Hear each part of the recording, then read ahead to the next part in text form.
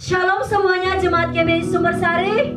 Shalom. Saya percaya hari ini kita dalam keadaan baik dan sehat-sehat saja, karena terbukti hari ini kita boleh datang beribadah kepada Tuhan. Namun sebelumnya mari kita rendahkan hati kita di hadapan Tuhan. Mari kita berdoa.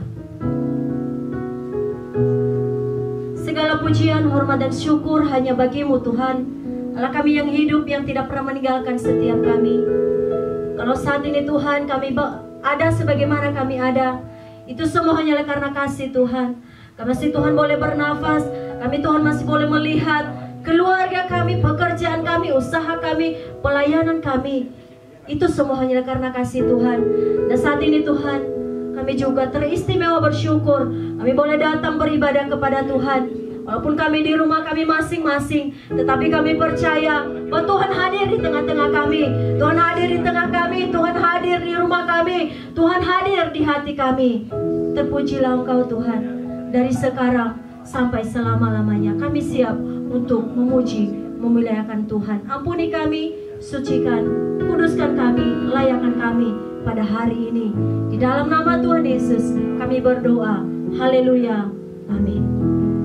Bapak Ibu yang dikasihi Tuhan, Allah kita, Allah yang patut menerima ucapan syukur kita. Oleh karena itu, mari kita memuji Tuhan. Bersyukurlah kepada Tuhan.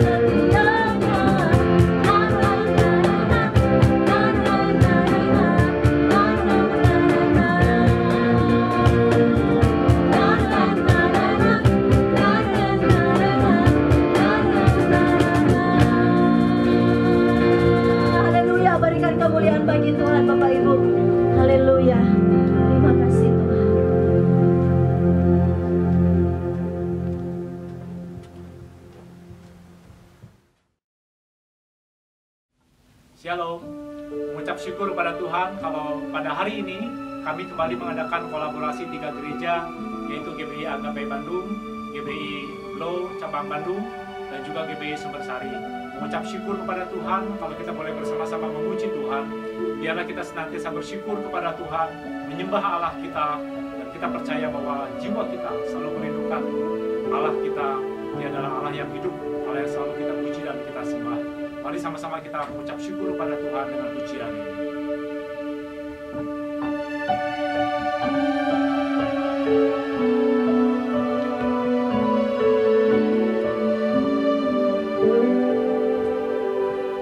Jiwaku merindukanmu, ya Allah yang hidup. Jiwaku haus kepadamu, ya Allah yang hidup. Jiwaku merindukanmu, ya Allah yang hidup.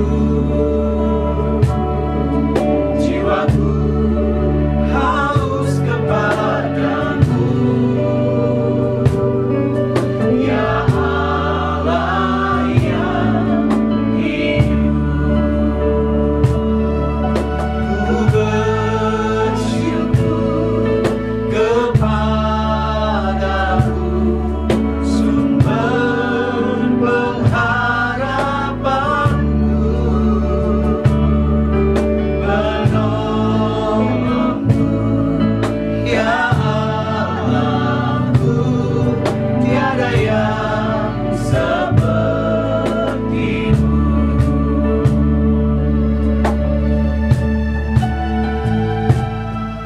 Jiwaku merindukanmu, ya Allah yang hidup. Jiwaku haus kepadamu, ya Allah yang hidup. Ku bersyukur kepadamu, sumber pengharapanku,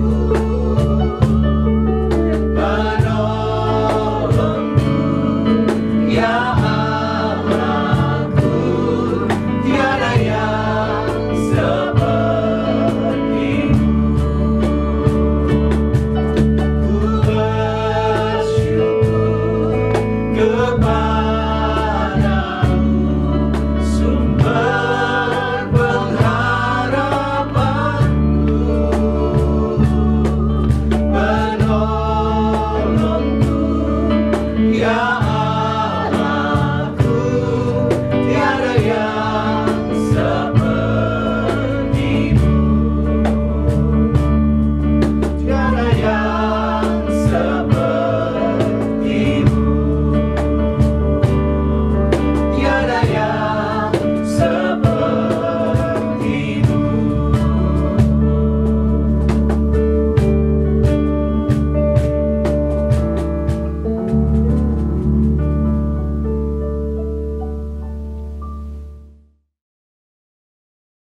Shalom, kita bertemu lagi di dalam ibadah online, dan pada hari ini adalah hari yang khusus karena 3 minggu berturut-turut, yaitu minggu ke-3 Agustus, ke-4 dan ke-5 Agustus, kita akan kembali mengadakan ibadah kolaborasi, yaitu antara GBI Agape Bandung, GBI Glow Bandung, dan juga GBI Sumbersari.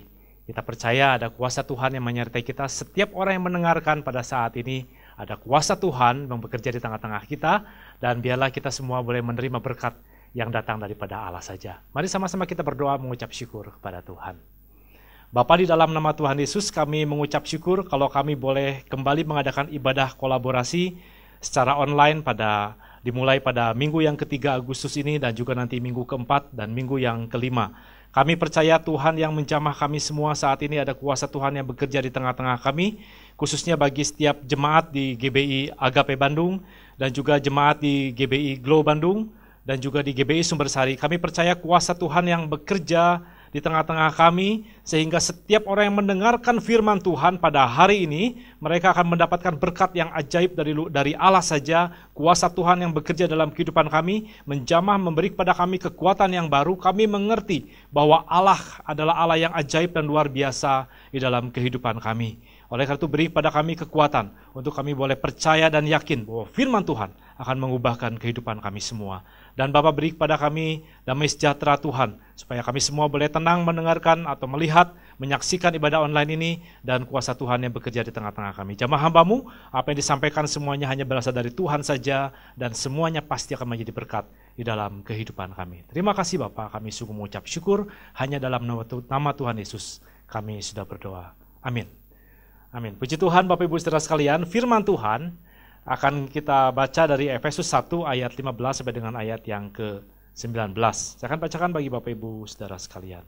Karena itu, setelah aku mendengar tentang imanmu dalam Tuhan Yesus dan tentang kasihmu terhadap semua orang kudus, aku pun tidak berhenti mengucap syukur karena kamu. Dan aku selalu mengingat kamu dalam doaku dan meminta kepada Allah Tuhan kita Yesus Kristus, yaitu Bapa yang mulia itu, supaya Ia memberikan kepadamu roh hikmat dan wahyu untuk mengenal Dia dengan benar, dan supaya Ia menjadikan mata hatimu terang, agar kamu mengerti pengharapan apakah yang terkandung dalam panggilannya, betapa kaya kemuliaan bagian yang ditentukannya bagi orang-orang kudus, dan betapa hebat kuasanya bagi kita yang percaya sesuai dengan kekuatan kuasanya. Firman Tuhan pada hari ini saya akan beri judul 4 kekayaan rohani. Nah, Bapak Ibu Saudara sekalian, besok adalah hari yang istimewa. Kita memperingati hari kemerdekaan Republik Indonesia yang ke-75. Kita patut berterima kasih dan bersyukur kepada para pejuang bangsa ini, dan sebagai warga negara kita juga patut bersyukur kepada Tuhan kalau kita menjadi orang-orang yang merdeka. Apa makna daripada kemerdekaan Bapak Ibu Saudara sekalian? Maknanya berarti kita tidak terjajah lagi. Maknanya artinya kita memiliki kebebasan dan tidak terikat, tidak terbelenggu lagi, saudara sekalian. Merdeka berarti kita juga memiliki hak untuk berjalan dengan hukum dan aturan-aturan sendiri. Dan juga tentunya kita menikmati segala kekayaan yang ada di bumi Indonesia ini. Bapak Ibu saudara sekalian, saudara tahukah Indonesia adalah negara yang sangat kaya? Mari kita lihat sama-sama, saudara ya. Republik Indonesia adalah negara di Asia Tenggara yang dilintasi garis khatulistiwa dan berada di antara benua Asia dan benua Australia, dan juga ada di antara Samudra Pasifik dan juga Samudra Hindia. Nah, Indonesia adalah negara kepulauan terbesar di dunia. Terdiri dari 17.508 pulau, oleh karena itu disebut Nusantara atau Kepulauan Antara. Dengan populasi penduduk sampai tahun 2020 ini adalah 270 juta jiwa, saudara sekalian. Itu adalah penduduk yang keempat terbesar di dunia. Negara ini punya hasil pertambangan emas terbesar di dunia, yaitu PT Freeport di Papua. Negara ini punya hasil cadangan gas alam terbesar di dunia, yaitu tepatnya ada di Blok Natuna, saudara sekalian. Negara ini punya hutan tropis yang terbesar di dunia. Hutan tropis ini memiliki luas 39 juta hektar, sangat luas sekali. Dan negara ini juga mempunyai lautan yang terluas di dunia, dikelilingi 2 samudera tadi, Samudra Pasifik dan Samudra Hindia, sehingga tidak heran memiliki jutaan ikan yang tidak dimiliki oleh negara lain. Negara ini memiliki tanah yang sangat subur karena kita ada diletakkan di khatulistiwa, memiliki banyak gunung berapi yang aktif dan menjadikan tanah di negara ini sangat subur. Terlebih lagi negara ini dilintasi tadi khatulistiwa dan ada sinar matahari hujan yang begitu kaya untuk negara ini. Pemandangan yang sangat eksotis. Dan lagi-lagi tidak ada negara yang menyamainya, saudara. Dari puncak gunung sampai ke dasar lautan, saudara sekalian. Itu adalah tempat yang sangat luar biasa, sangat bagus untuk dikunjungi. Jadi Bapak Ibu saudara sekalian, sebagai bangsa yang merdeka, seharusnya kita bisa menikmati seluruh kekayaan tanah air ini. Mari kita terus dukung pemerintah kita, supaya bisa mengelola kekayaan yang ada, sehingga kekayaan ini bisa dinikmati oleh seluruh lapisan masyarakat kita. Demikian juga Bapak Ibu saudara sekalian, firman Tuhan pada hari ini tadi disampaikan dari kitab Efesus, itu adalah surat yang dikirim oleh Rasul Paulus kepada jemaat di kota Efesus. Paulus ingin memberitahu tentang satu kekayaan rohani yang dimiliki oleh mereka, orang-orang percaya yang ada di kota Efesus. Kota Efesus adalah kota yang sangat kaya. Kota Efesus adalah kota yang sangat megah. Kota Efesus waktu itu termasuk di sana ada 7 keajaiban dunia pada waktu itu, saudara-saudara. Karena di situ ada patung Dewi Artemis yang katanya patung itu tiba-tiba ada di sana ya. Katanya, saya tidak tahu kebenarannya seperti apa, saudara sekalian. Dan Bapak Ibu saudara sekalian, kota Efesus adalah kota perdagangan yang sangat luar biasa. Jadi kalau orang datang ke kota itu, wah itu kota yang sangat hebat, saudara sekalian. Tetapi Paulus ingin menyampaikan kepada jemaat di kota Efesus bahwa mereka juga punya kekayaan yang lebih besar daripada apa yang dimiliki oleh kota Efesus, yaitu kekayaan rohani yang dimiliki oleh kehidupan mereka masing-masing. Ketika mereka percaya kepada Tuhan, ketika mereka mengenal Tuhan, ketika mereka mengenal kasih setia Tuhan di dalam kehidupannya. Nah, oleh karena itu Bapak Ibu saudara sekalian, pada hari ini saya ingin membahas tentang 4 kekayaan rohani, saudara sekalian. Yang pertama adalah mengenal Allah dengan benar. Mari kita lihat dalam Efesus 1 ayat 17 bagian B, supaya ia memberikan kepadamu roh hikmat dan wahyu untuk mengenal Dia dengan benar. Nah, mengenal Allah secara pribadi adalah keselamatan. Mengenal Allah secara mendalam itu adalah sebuah pengudusan di dalam kehidupan kita. Dan mengenal Allah secara sempurna itu adalah sebuah kemuliaan di dalam kehidupan ini. Bapak Ibu saudara sekalian, Rick Warren pernah berkata, jika kebutuhan terbesar kita adalah informasi, Allah akan mengutus seorang pendidik. Jika kebutuhan terbesar kita teknologi, Allah akan mengutus seorang ilmuwan. Jika kebutuhan terbesar kita adalah uang, maka Allah akan mengutus seorang ahli ekonomi. Jika kebutuhan terbesar kita kesenangan, maka Allah akan mengutus seorang penghibur. Tetapi kebutuhan terbesar kita adalah keselamatan, maka Allah mengutus seorang juru selamat di dalam kehidupan kita. Oleh karena itu adalah sebuah kekayaan yang sangat luar biasa. Kalau kita mengenal Allah dengan benar melalui keselamatan dalam Kristus Yesus, maka tidak akan ada lagi yang bisa menggantikan itu di dalam kehidupan ini, saudara sekalian. Oleh karena itu mari kita kenal Allah kita dengan benar. Saudara, ketika Musa, dia ada di padang gurun, saudara. Dan kemudian Allah bertemu dengan Musa. Kita lihat di dalam Keluaran 3 ayat yang kelima. Lalu Allah berfirman kepada Musa, janganlah datang dekat-dekat, tanggalkanlah kasutmu dari kakimu. Sebab tempat di mana engkau berdiri itu adalah tanah yang kudus. Tadi kita mengenal Tuhan dari keselamatan, saudara sekalian. Kita kenal Allah kita ketika kita menerima Tuhan sebagai Tuhan Juru Selamat pribadi, dan kita diselamatkan oleh iman kita, saudara sekalian. Oleh iman kita kepada Yesus. Nah, Bapak Ibu saudara sekalian, berikutnya adalah sebuah pengudusan di dalam Tuhan. Kudus itu artinya suci, artinya intim atau dekat dengan Tuhan kita, saudara sekalian. Kudus itu bukan hanya bicara tentang kita tidak mencuri, ya, atau kita tidak membunuh, atau kita tidak berbohong, atau tidak menyembunyikan sesuatu, saudara sekalian. Tapi kita belajar kekudusan dari kisah Musa ketika dia ada di padang gurun dan dia bertemu dengan Tuhan. Tuhan katakan begini, jangan dekat-dekat, tanggalkan kasutmu. Kasut itu adalah sepatu, saudara sekalian ya. Sepatu, tanggalkan. Jadi sepatu itu bicara mengenai sebuah pengalaman hidup, saudara sekalian. Seringkali kita mengandalkan pengalaman hidup kita di dalam hidup ini. Kita mengandalkan apa yang telah kita lalui sebelumnya, dan kita anggap itu sebagai sebuah kebenaran di dalam kehidupan ini. Kebanggaan kita, kehebatan kita di masa lalu, itu yang membuat kita tidak kudus di hadapan Tuhan. Apa artinya, saudara sekalian? Artinya Allah ingin menanggalkan segala sesuatu dalam kehidupan kita. Jangan mengandalkan kehebatan, kekuatan kita sendiri, tapi andalkanlah Tuhan di dalam kehidupan kita. Kudus artinya, saudara sekalian, kita mau datang kepada Tuhan menanggalkan segala sesuatu.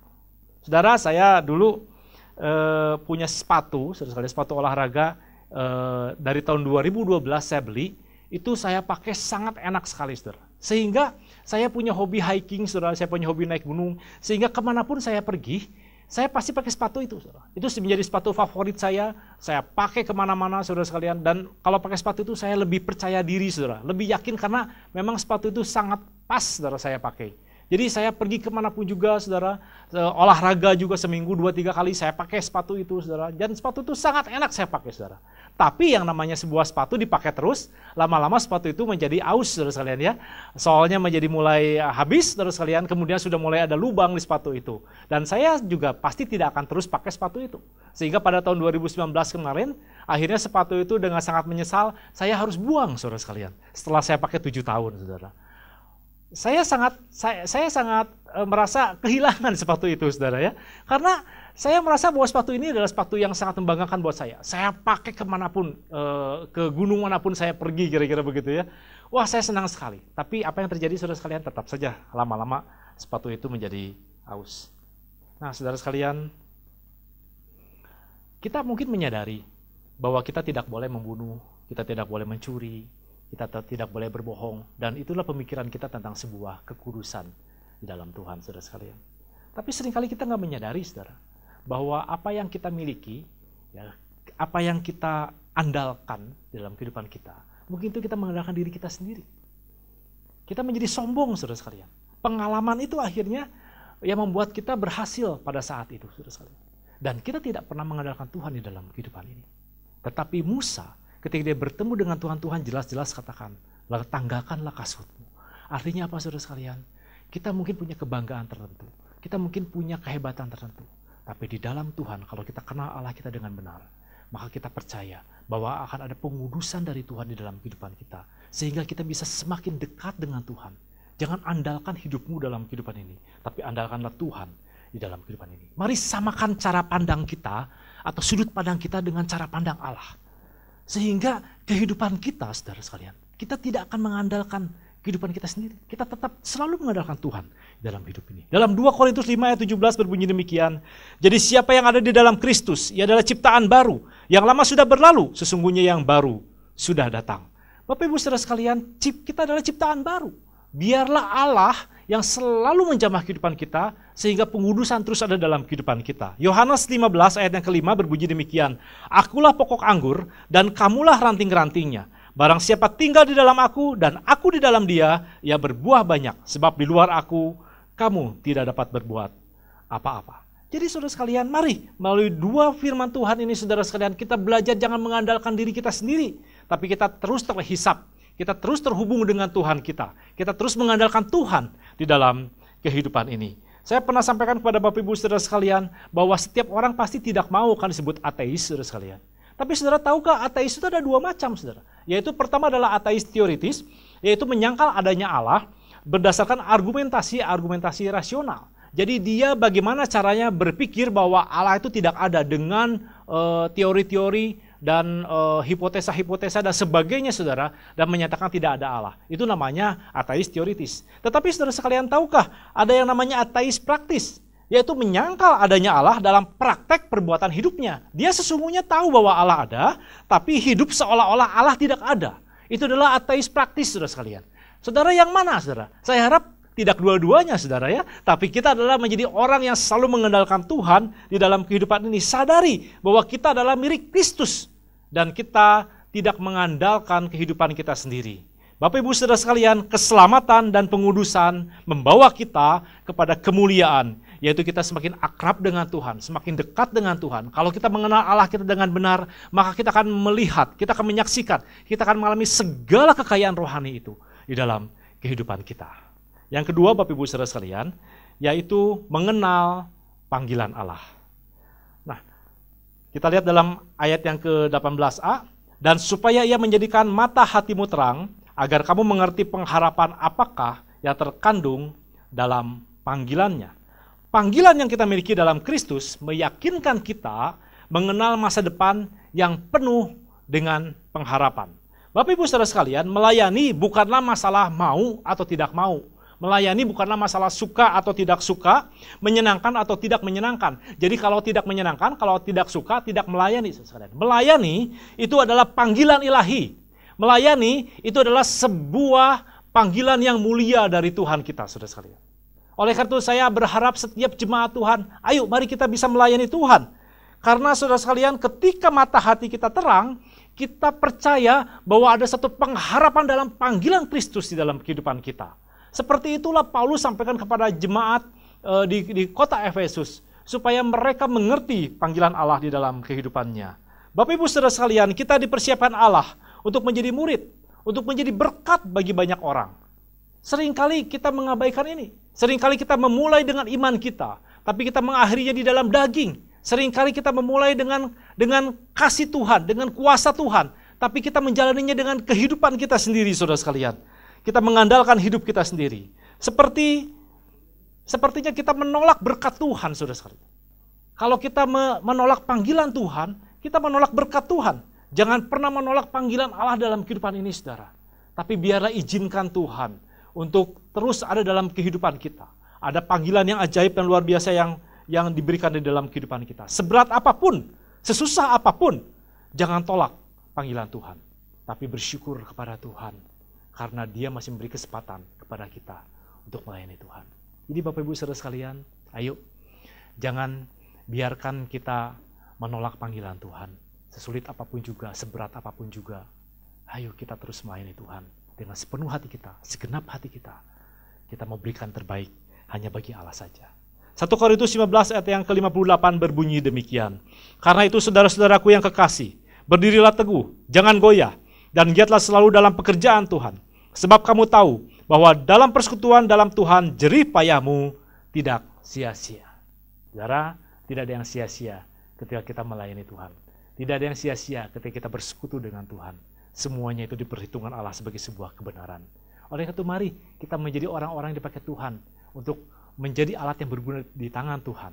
Kita memenuhi panggilan Tuhan itu di dalam kehidupan ini. Efesus 6 ayat yang ke-15 berbunyi demikian.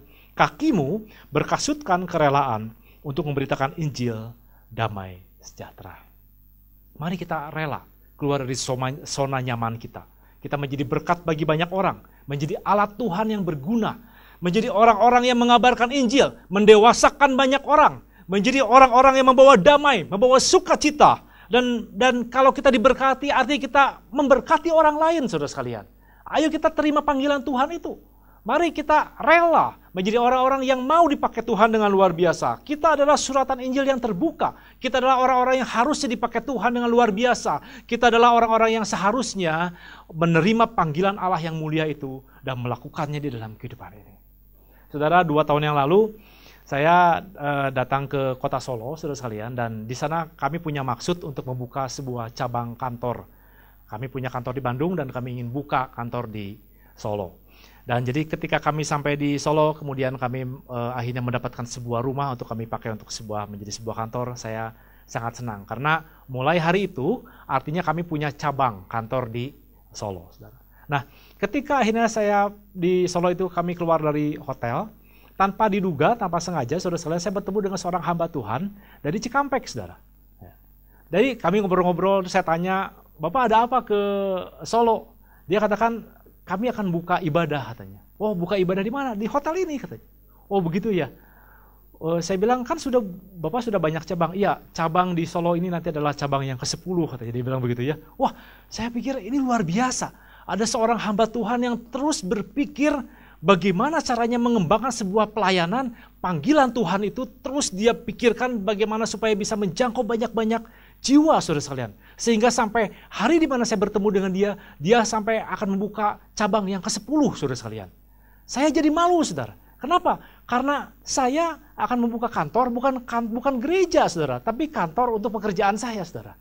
Jadi saudara, saya merasa bahwa Tuhan, saya ini nggak bisa berbuat banyak, tapi saya tahu bahwa ada satu orang yang dipakai Tuhan dengan luar biasa. Ajar saya untuk terus dipakai Tuhan, untuk memenuhi panggilan Tuhan. Jadi saudara sekalian, kita terus mau dipakai Tuhan, kita mau terus bekerja di ladang Tuhan, saudara, untuk memperluas kerajaan Allah di muka bumi ini. Yang ketiga, saudara sekalian, bagaimana caranya kita bisa mengetahui 4 kekayaan rohani? Yang ketiga adalah mengetahui kekayaan Allah. Ayat yang ke-18b berbunyi demikian. Betapa kayanya kemuliaan bagian yang ditentukan bagi orang-orang kudus. Tadi saya katakan bahwa Efesus itu tidak diragukan lagi adalah sebuah kota metropolitan pada zaman dahulu. Di sana ada patung Dewi Artemis, patung seorang perempuan, maaf bicara saudara sekalian, dengan buah dada banyak. Di sana dikatakan itu adalah sebuah dewi kesuburan. Orang banyak datang ke kota Efesus, mereka ada yang datang ke kuil, mereka ada yang datang untuk berwisata, saudara sekalian, mereka datang berdagang. Kota itu sangat-sangat kaya, saudara sekalian. Tapi sekali lagi Paulus menegaskan kepada jemaat di kota Efesus, karena Paulus pernah pelayanan bersama-sama di kota Efesus itu selama 3 tahun, saudara sekalian. Jadi Paulus tahu situasi di kota Efesus. Dan dia menegaskan bahwa setiap jemaat Tuhan, setiap orang-orang yang percaya Tuhan, mereka tuh harus mengetahui bahwa sesungguhnya ada kekayaan Allah yang luar biasa. Nah, kekayaannya itu apa, saudara sekalian? Allah memandang kita, memandang saudara dan saya adalah bagian dari kekayaannya yang besar itu. Efesus 3 ayat 16 sampai 19a berbunyi demikian. Aku berdoa supaya ia menurut kekayaan kemuliaannya menguatkan dan meneguhkan kamu oleh rohnya di dalam batinmu. Sehingga oleh imanmu Kristus diam di dalam hatimu dan kamu berakar serta berdasar di dalam kasih. Aku berdoa supaya kamu bersama-sama dengan segala orang kudus dapat memahami betapa lebarnya dan betapa panjangnya dan betapa tingginya dan dalamnya kasih Kristus. Dan dapat mengenal kasih itu sekalipun ia melampaui segala pengetahuan. Jadi Bapak Ibu Saudara sekalian, kekayaan yang besar itu adalah kekayaan rohani yang ada dalam kehidupan kita. Kita, saudara sekalian, adalah wujud daripada kekayaan kemuliaan Tuhan. Kenapa? Kalau kita bisa memahami, kita pasti akan bisa memahami betapa panjang dan lebar kasih Tuhan, betapa tinggi dan dalamnya kasih Tuhan. Dan bahkan firman Tuhan katakan, kita bisa mengenal kasih itu sekalipun melampaui segala akal atau pengetahuan kita, saudara sekalian. Saudara, seringkali kita tidak mengerti bahwa ada satu potensi yang besar, ada satu kekayaan Allah yang sangat besar di dalam kehidupan kita. Saudara sadari nggak? Tambang emas terbesar itu ada di mana, saudara? Tambang emas terbesar itu namanya Grasberg, saudara sekalian. Itu ada di Papua. Papua adalah negara Indonesia, saudara sekalian. Jadi saudara, Indonesia itu punya tambang emas terbesar di seluruh dunia ini, saudara sekalian. Saudara, mari kita sadari bahwa hidup kita tuh punya tambang emas dalam kehidupan kita, saudara. Apa tambang emasnya, saudara sekalian? Adalah kehidupan yang percaya kepada Kristus, dan ketika Roh Kudus ada dalam kehidupan kita dipercaya karena kasih karunia Tuhan kita diselamatkan, dan mulai hari itu kita berjalan bersama dengan Allah, maka kekayaan seluruh kepenuhan Allah itu ada dalam kehidupan kita. Oleh karena itu tadi firman Tuhan jelas katakan bahwa kita bisa menikmati betapa panjang dan lebar, betapa tinggi dan dalamnya kasih Tuhan. Bahkan katanya melampaui segala akal dan pikiran kita, melampaui segala pengetahuan kita. Di dalam kitab Efesus 2 ayat ke-10 berbunyi demikian.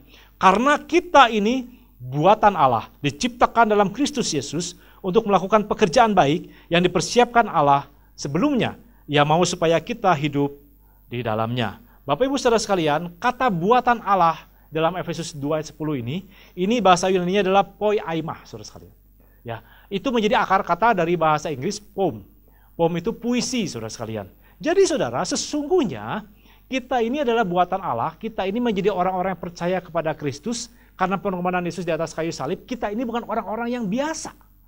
Kita ini adalah puisinya Tuhan, saudara sekalian. Kita ini adalah karya seninya Tuhan. Bahkan saya sampaikan pada Bapak Ibu saudara sekalian, kita ini adalah masterpiece-nya Allah. Kita ini adalah orang-orang yang dipenuhi dengan segala kekayaan Allah di dalam kehidupan kita. Kalau kita menyadari, maka kita akan bertindak, akan menjadi orang yang luar biasa. Kita akan dipakai Tuhan dengan luar biasa, kita pasti akan menjadi berkat bagi banyak orang karena kita dipenuhi dengan kekayaan rohani di dalam kehidupan ini. Saudara, saya dulu pernah kuliah di tekstil, saudara sekalian. Jadi saudara, ada pelajaran namanya pelajaran membatik. Saya pakai pakaian batik, saudara, hari ini. Dan saudara, batik itu cara bikinnya ada 3 macam, saudara sekalian. Yang pertama, batik itu di print. Pakai mesin, saudara sekalian. Biasanya bikinnya sampai ribuan meter, saudara. Ya, biasanya itu dijual di pasar-pasar, di toko-toko, atau dijadikan seragam kantoran, seragam sekolah dan sebagainya, saudara sekalian. Itu batik itu dibikin massal, harganya dijual murah, saudara sekalian. Ya, jadi saudara di print saja pakai mesin. Nah, cara pembuatan yang kedua, saudara sekalian, batik itu dicap. Dicap itu, saudara, batik itu dicap pakai lilin. Jadi bagian yang tidak mau kena warna itu dicap dulu pakai lilin, kemudian setelah itu dicelup, saudara sekalian.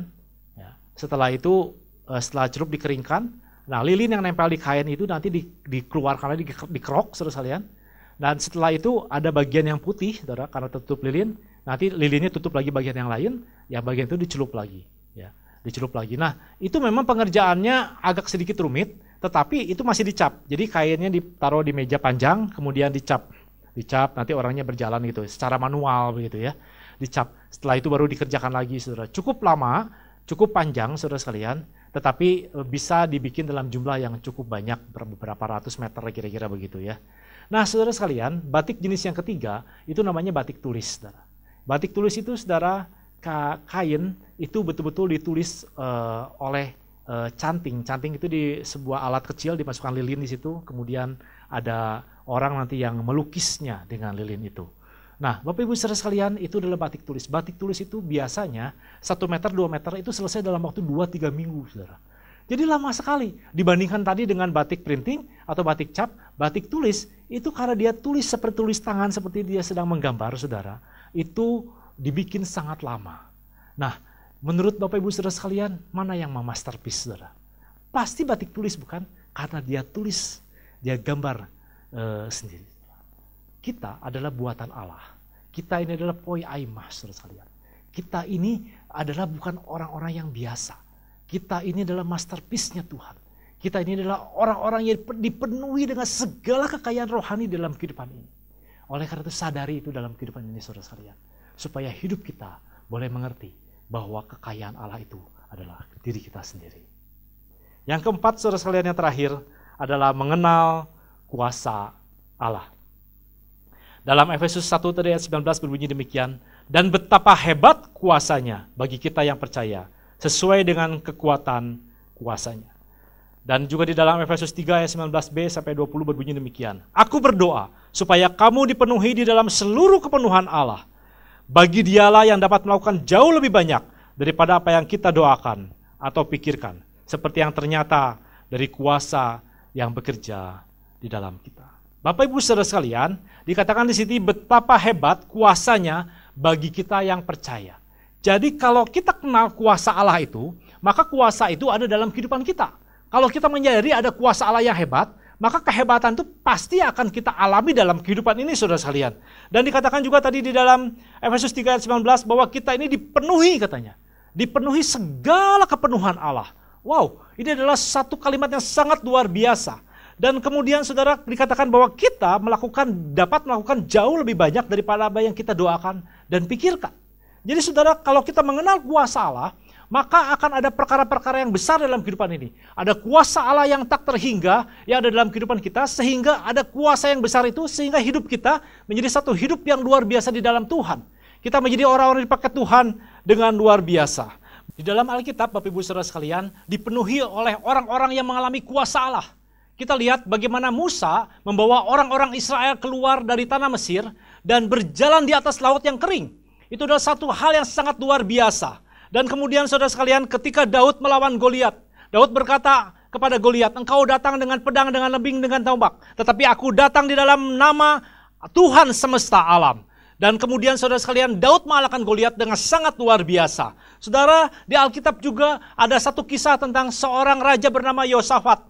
Yosafat saudara sekalian berperang dengan kerajaan Edom dan juga kerajaan Moab. Dan kemudian ketika dia percaya kepada Tuhan, mengandalkan Tuhan dalam kehidupannya, dia angkat setiap pujian hanya kepada Allah saja. Ketika dia mulai berperang dengan Edom dan juga dengan Moab, saudara sekalian. Itu bangsa Edom dan bangsa Moab, mereka berperang sendiri dan saling menghancurkan sendiri. Sehingga ketika Yosafat dan orang-orang Yehuda datang ke medan perang, saudara sekalian, mereka hanya melihat mayat bergelimpangan di sana, saudara. Itu adalah kuasa Allah yang sangat ajaib dan luar biasa di dalam kehidupan Yosafat dan orang-orang Israel pada waktu itu. Saudara, Elia, dia sendirian, dia mengalahkan 300 orang, saudara sekalian, Nabi Baal pada saat itu. Dengan cara bagaimana, saudara sekalian, mezbah dipenuhi dengan air, saudara sekalian, dan korban bakaran itu dipenuhi dengan air. Tapi kemudian Allah mendatangkan api bagi korban bakaran itu. Sehingga Elia sendirian, dengan kuasa Tuhan, dia bisa mengalahkan 300 orang Nabi Baal. Bapak Ibu saudara sekalian, di dalam Alkitab juga ada sebuah kisah Gideon. Dia dengan 300 orang saudara sekalian mampu mengalahkan 450.000 orang musuh. Bayangkan 300 orang mengalahkan 450.000 orang musuh, saudara sekalian. Itu adalah satu hal yang sangat luar biasa. Dan Gideon berkata begini, demi Tuhan dan demi Gideon, maka mereka mengalahkan pasukan itu, saudara. Mereka berperang sendiri pada malam hari itu, mereka saling membunuh sendiri. Dan Gideon, saudara sekalian, memenangkan peperangan itu secara ajaib. Bukankah di dalam perjanjian baru ada seorang rasul bernama Petrus. Dia masuk ke dalam bait Allah. Dia melihat seorang orang yang lumpuh sejak lahir. Dan dia berkata begini, emas dan perak tidak aku punya. Tetapi di dalam nama Tuhan Yesus Kristus bangun dan berjalanlah. Itu adalah kuasa Allah yang ajaib dan luar biasa di dalam kehidupan Petrus. Bapak ibu saudara sekalian, Paulus saudara, dia dipenjara. Bahkan ditempatkan di tengah-tengah saudara, di kota itu saudara. Dan kemudian dia tidak bisa dipasung dan tidak bisa bergerak saudara sekalian. Tapi pada malam hari ketika dia memuji Tuhan, ada kuasa Allah bekerja dalam kehidupannya. Pintu-pintu penjara terbuka, belegunya terbuka saudara sekalian. Kenapa? Karena ada kuasa Allah yang hebat di dalam kehidupan Paulus. Bapak ibu saudara sekalian, kuasa Allah yang sama ada dalam hidup kita. Kalau kita mengenal kuasa Allah itu, maka kuasa Allah itu akan menjamah kehidupan kita. Saya akan akhiri firman Tuhan saudara dengan sebuah kesaksian lagi saudara. Pada waktu saya kecil saudara sekalian, saya tidak bisa berenang saudara. Pada waktu itu kami pergi berenang ke Lembang. Dan di Lembang itu saudara, saya pakai ban karena saya tidak bisa berenang. Umur saya waktu itu kira-kira 8 tahun saudara. Dan ketika saya mulai berenang pakai ban, kemudian bannya saya lepas saudara di tempat yang cukup dalam. Bannya itu ternyata maju 1 meter saudara dari pinggir kolam saudara. Dan kemudian setelah maju 1 meter saya pikir saya tinggal loncat, saya tinggal mengambil ban itu, kemudian saya bisa berenang lagi dengan ban itu. Tapi apa yang terjadi saudara sekalian ketika saya meloncat di air itu saudara untuk mengambil ban, karena dorongan dari badan saya dan air itu saudara, itu bannya itu kedorong ke sana. Jadi saudara hari itu saya tenggelam saudara sekalian. Ya tentunya selamat, kalau tidak saya tidak ada di sini saudara ya.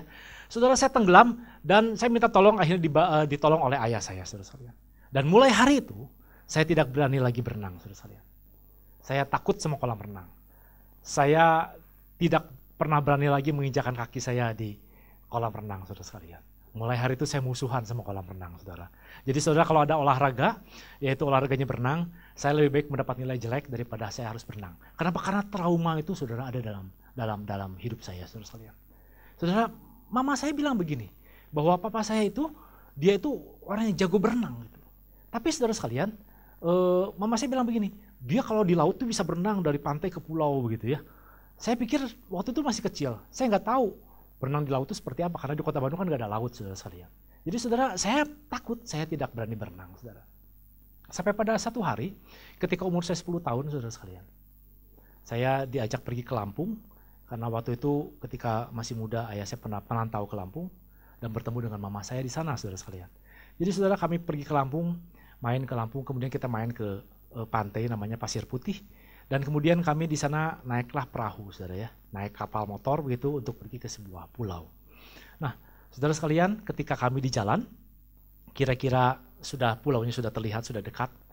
Tiba-tiba, saudara sekalian, tanpa saya duga, tanpa saya kira, saudara sekalian, itu papa saya, dia buka celananya, dia buka bajunya, saudara sekalian, dan dia terjun ke laut, saudara sekalian.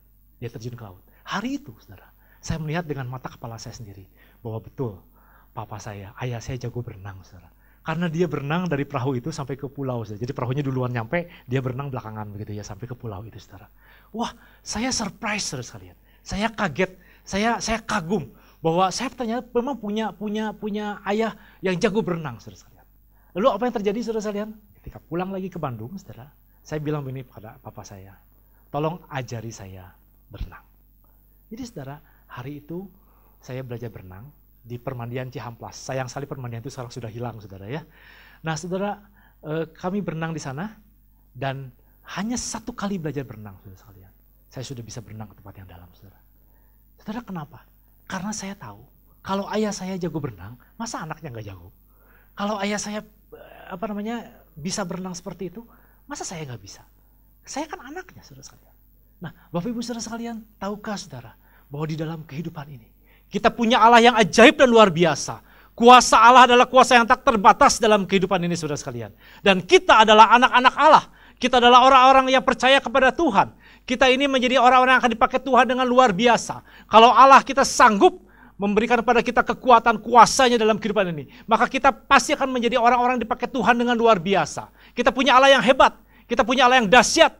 Maka kita akan menjadi orang-orang yang dipakai Tuhan juga dengan luar biasa. Sadari itu Bapak Ibu saudara sekalian. Supaya hari ini saudara, mulai hari ini kita berjalan dengan kuasa Allah yang hebat itu. Kita berjalan dengan kasih setia Tuhan. Kebaikan Tuhan selalu menyertai kehidupan kita. Dan segala kasih Tuhan boleh menjamah kehidupan kita. Bapak Ibu saudara sekalian, hari ini kita belajar 4 hal dalam kehidupan ini.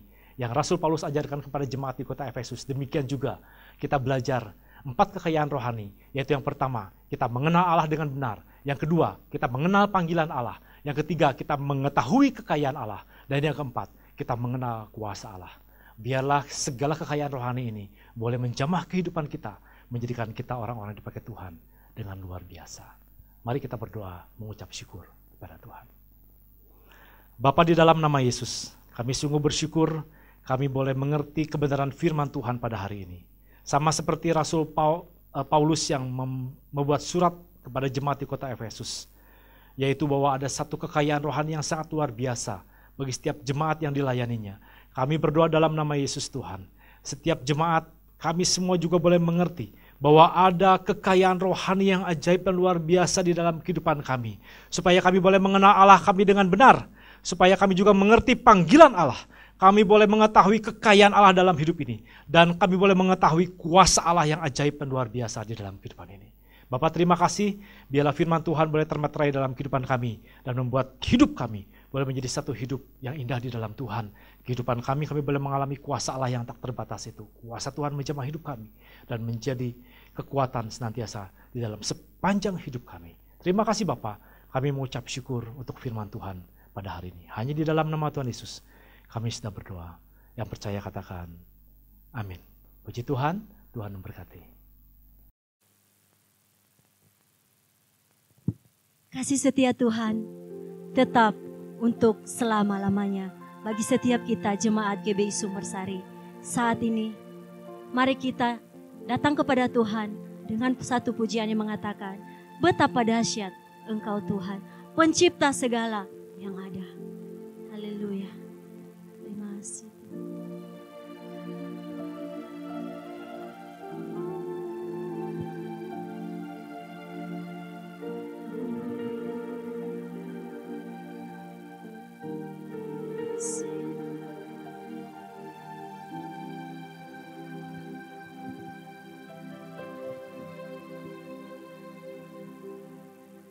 Betapa dahsyat Engkau Tuhan, pencipta segala yang ada,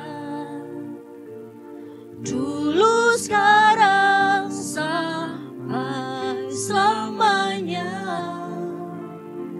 Hanya Engkau Tuhan,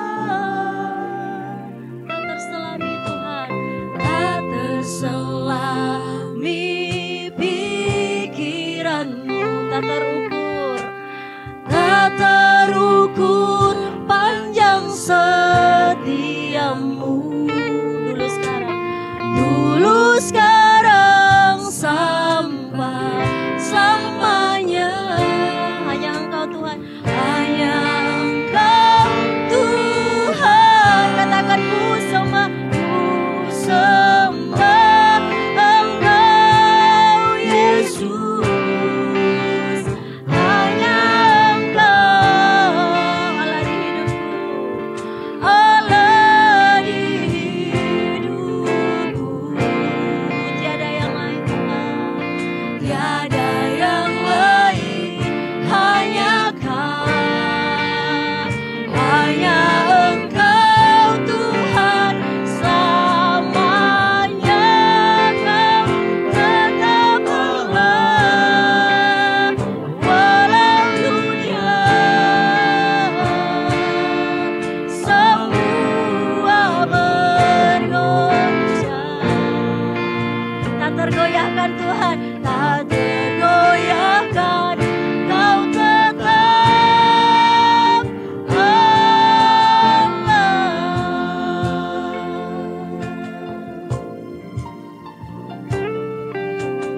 betapa dahsyat Engkau Tuhan. Amin. Pencipta segala yang ada,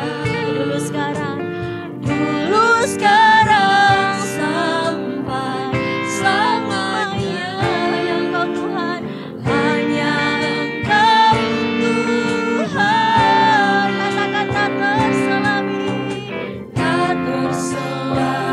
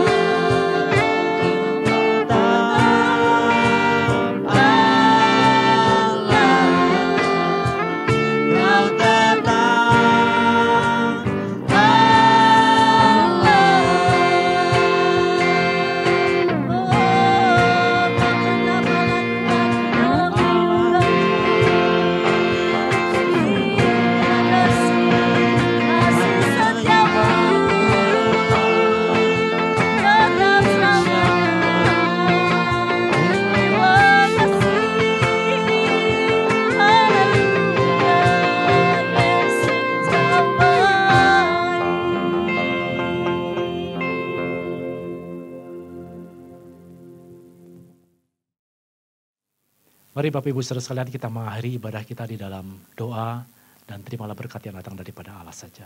Bapa, di dalam nama Yesus kami mengucap syukur kalau pada hari ini kami boleh mendengarkan kebenaran firman Tuhan, pakai hidup kami untuk kami boleh semakin mengerti kekayaan rohani di dalam kehidupan kami.